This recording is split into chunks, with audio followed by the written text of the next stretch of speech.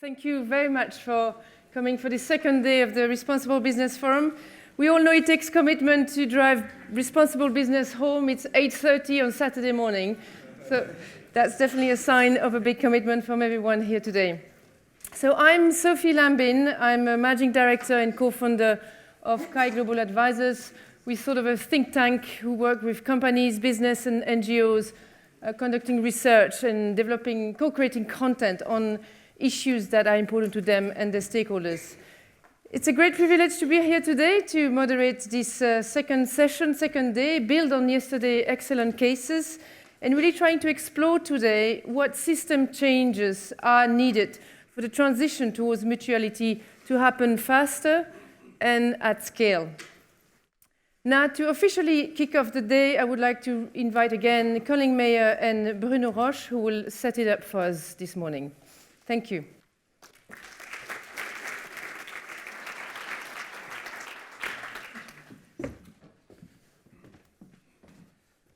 Thank you very much, Sophie. So first of all, thank you very much indeed for coming along on a Saturday morning. You get bonus points for being here on a Saturday morning, so thank you very much for doing it. The reason that we're all here today is that what we're talking about is extremely important. It's important for us as businesses, as business schools, as students, and us as members of a global community. And what we're talking about today and what we talked about yesterday was how we can really take the agenda of responsible business forward. What are the practical things that can be done to really achieve responsible business? And we focused yesterday on three main factors. The first was the purpose of business. The second was the management practices and processes that are employed. And the third was measures of performance, the metrics measures of performance. And in relation to purpose, what we said was that purpose was focused not on profits per se, but on the way in which firms can deliver benefits to us as customers and communities through products and the way in which they emphasize the social benefits of what they're doing. And that in turn then delivers profits for business. And we looked at this in terms of how companies can adopt this from the top downwards in the organization. And that it was important that there was a strong sense of these notions being embedded throughout organizations down to the shop floor. That it should be a function of the way in which companies promote their brands, the way in which they promote their workforce, and also their supply chains that they adopt. And that we saw how those processes can then in turn give rise to improved performance. But we also emphasized the fact that it was more than that developing ecosystems involving NGOs, governments, and universities, partners with whom businesses are not normally associated, are critical to the development of responsible business. And that they, in turn, then, develop the broader environment within which companies are operating. They essentially internalize the externalities. We also emphasized the fact that measurement of performance was critically important, and that the metrics of performance should go beyond just measuring financial performance to include social and human capital. And that by emphasizing other forms of purpose beyond just making profits, what we really meant was that it's through developing human and social capital that one then creates financial capital. And we saw the significance of that in relation to lots of the examples that we heard yesterday. Companies often found the measurement of performance difficult to achieve beyond just financial performance, but it's a critical part in terms of the management process of taking forward the agenda of responsible business. And in addition then to the top-down approach, we also saw the way in which there is experimentation through social entrepreneurship that's done essentially within organizations, and the way in which those ideas then can permeate up organizations. And a key question associated with that was, how quickly can companies scale up, and what can they do to scale up those activities more rapidly? And what really emerged as being a key component of that was the extent to which companies were able to establish trust with their various different parties, their suppliers and their customers. And that was really the key element of social capital that was associated with the enhancement of responsible business. Now, what we observed was that there was one area in which that development was particularly pronounced and significant. And that was where we saw companies adopting financial inclusion as part of their purpose. You saw that, for example, in relation to mobile money, where there's been a fantastic expansion in terms of financial inclusion of citizens in Kenya.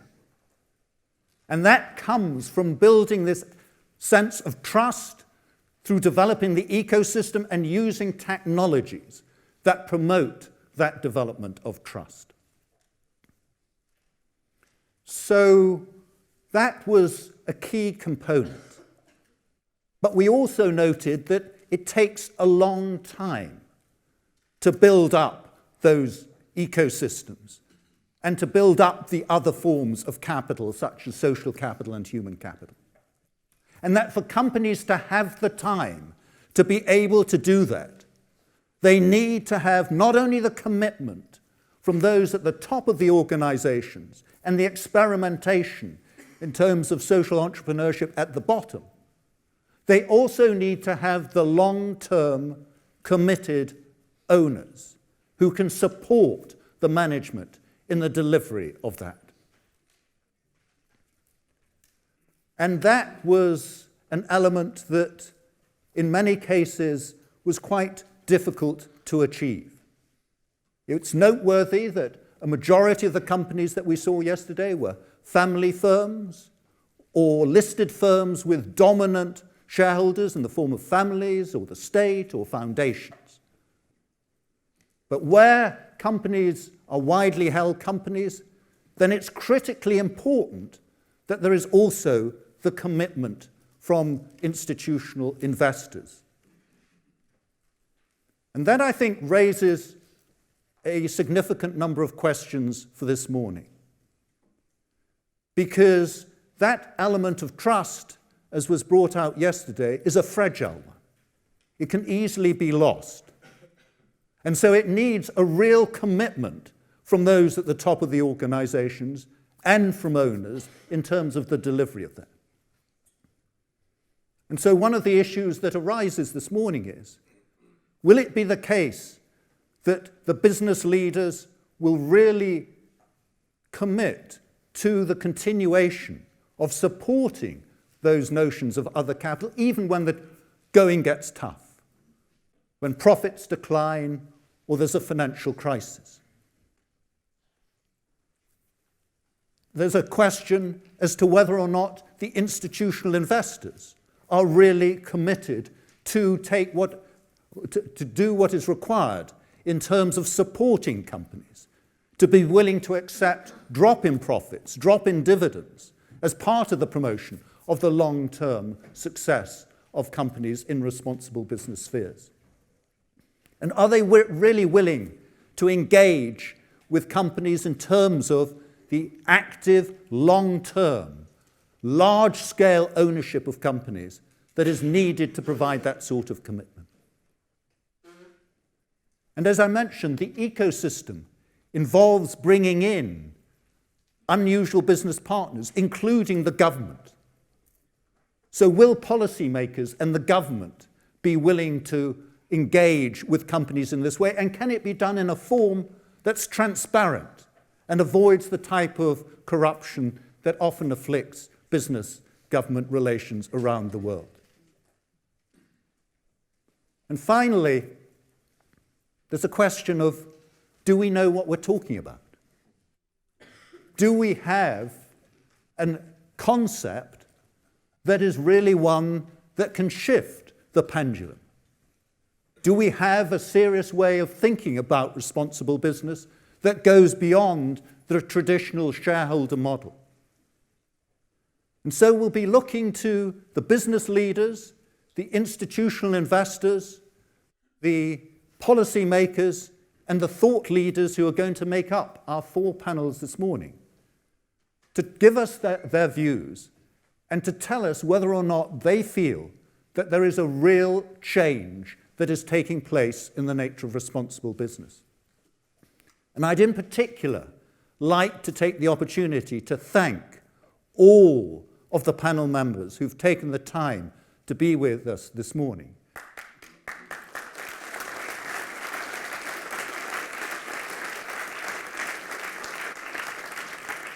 We're extremely grateful to you for having done that. And just before I hand over to Bruno, let me give you quickly the views of the students and the people that we've polled during the course of yesterday on some of the topics that are going to come up this morning. So the first question that we asked in the poll was, do you think that business is today more or less responsible than it was 10 years ago? I'm pleased to say that overwhelmingly the view that came back is that business is more responsible today, not less or the same, and that indeed in 10 years' time it's going to be even more responsible. So that's a very encouraging start. And I can just add that there have been a large number, I think it's in the hundreds, of responses to the survey that we put out. We then asked who you felt were the strongest proponents of more responsible business going forward. And rather interestingly, the 2 groups that emerged as being overwhelmingly the most likely to take the agenda forward were consumers and employees. And I'm afraid that senior executives, investors, and regulators did not score terribly well. Indeed, if we then go on and ask who are likely to be the most resistant to making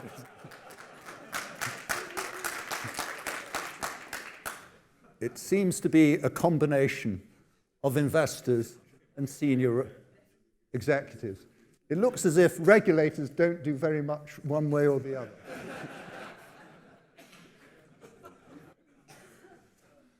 And which generation do we think are most likely to drive the responsible business agenda forward? It's not the C-suite, it's not middle managers, it's the rest of you in the back of the class. Okay, so at this point, I'll hand over to Bruno. Well, thank you, Colin. Thank you, everyone. Thank you especially for the young students who just stood up this morning early. There is a lot of pressure on your shoulder, okay? But this pressure is a pressure you put on yourself. Just would like to add a few points. Yesterday, we had the perspective of different people. We have the perspective of students, of academics, of big businesses and small businesses. And I picked 4 themes which are actually common. The first one is that there is some sort of intuition that purpose and financial performance can go together. Okay?